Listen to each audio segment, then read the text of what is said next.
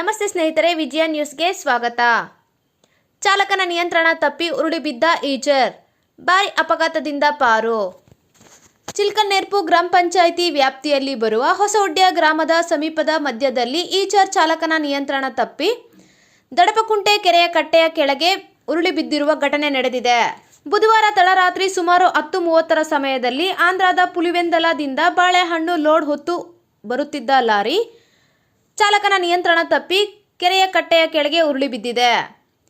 ಚಾಲಕ ಹಾಗೂ ಕ್ಲೀನರ್ಗೆ ಯಾವುದೇ ಪ್ರಾಣಾಪಾಯ ಸಂಭವಿಸಿಲ್ಲ ಎಂದು ತಿಳಿದು ಬಂದಿದೆ. ವರದಿಗಾರರು ರಾಮಾಂಜನೇಯ ಎಸ್, ವಿಜಯ ನ್ಯೂಸ್, ಚಿಂತಾಮಣಿ. ಸ್ಥಳೀಯ ಸುದ್ದಿಗಾಗಿ ನಮ್ಮ ಚಾನೆಲ್ ಅನ್ನು ಸಬ್ಸ್ಕ್ರೈಬ್ ಆಗಿ.